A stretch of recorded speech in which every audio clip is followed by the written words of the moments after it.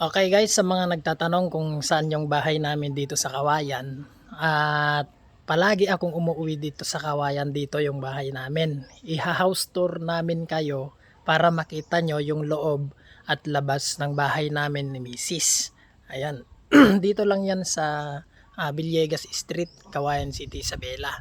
Yan, ngayon papasok tayo sa loob. Tignan natin yung loob.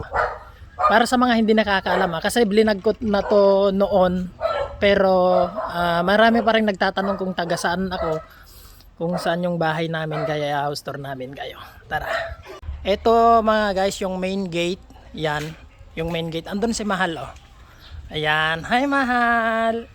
House tour daw man. House tour? Sa mansion natin? House tour para makita nila. Hi siya. Hi ka siya. Hi ka. Guys. Sige. Laki, diba? Dito lang sa paligid niya. Sa labas muna? Oo, sa labas muna.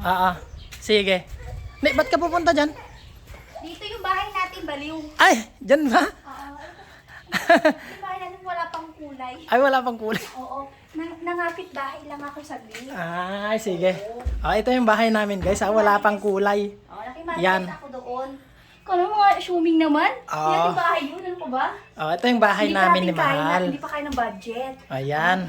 Ito yung simpleng tahanan naming Yung tipong tatlo. pagpasok mo kusina agad. Oo. Makikita mo agad kusina. Diba? Tatlo lang kami nakatira dito. Yes. Kasi si Apple, si Kylie, nandun siya sa lola niya. Kaya ito yung lamesa namin, yan.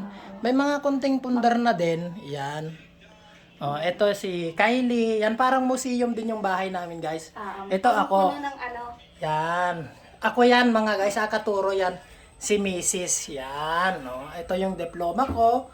Yan. Tapos yung diploma ni Mrs. At nung kinasal kami, ito. Yan.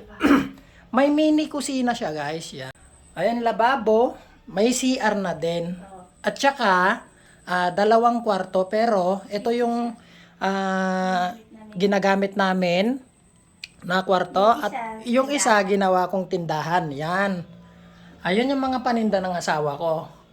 Yan, kompleto yan. At saka may mini gate na din kami dyan. Yun. Mga kompleto yung kan ni Mrs. dito. Pero uyaw. Yan. Yan ang bahay namin ni Mrs. So yun, sana ayun. Flinex na namin yung bahay namin dito sa Kawayan. Next time, ganun nakalaki yung nakita nyo kanina. Ay, bahay ng biyanan ko yan. Bahay dati nila Mrs. Yan. Bahay ni Mrs. yan. Ang laki. Ayun, so salamat sa inyong panonood. Please like, subscribe, and follow.